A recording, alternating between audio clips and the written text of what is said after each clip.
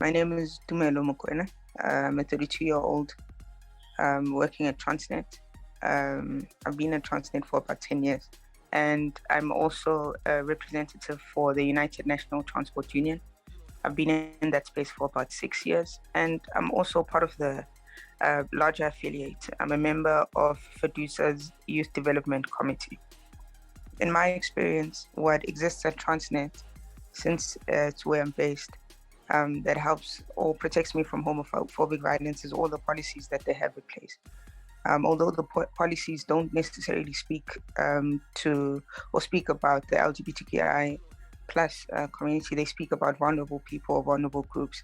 So we've got a policy against bullying, an anti-harassment policy, and those policies help make me feel safer that in the event of an incident, I have some form of recourse. I can complain about an incident and it will be taken seriously because cases of bullying and harassment are taken quite seriously.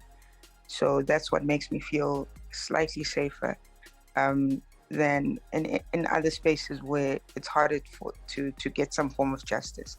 There is an element of not feeling safe. Naturally, with harassment or bullying, it's basically your word against someone. It's not something that usually happens blatantly. It's something that happens subtly.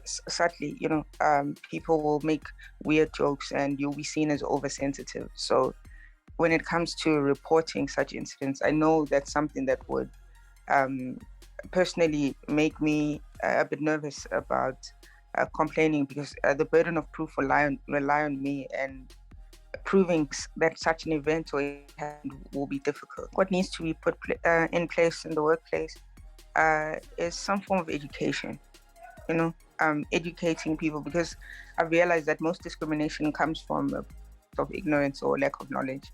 Because for some, when a person like me walks around, because I'm a masculine presenting person, so when I walk around, I'm seen as someone who's different, but it really shouldn't be like that. I feel that if more people were educated and understood that really this is just one part of me, it's just my sexuality, and it doesn't define who I am as a whole, that would be great. So I think that the part that's really lacking is just the education part.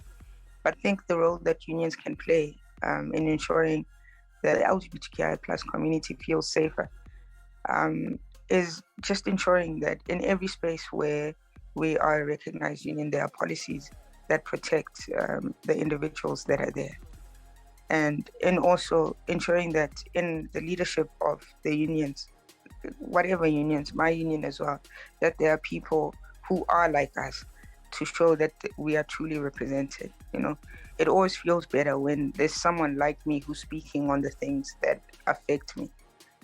So I feel that with representation, it might make people feel more seen and more represented and freer and safer to be themselves in their respective workplaces. For me as a worker, I love that C190 doesn't only represent me as a person who's in the world of work.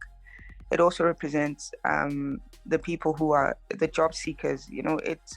It's so broad, and I really love that, because it also covers that discrimination isn't on, like, if there's an act of discrimination or an event, it's not only something that will happen in the world of work, but even if I'm at training or I'm traveling to work, or I really love that, because those are the gray areas when most of the harassment will take place.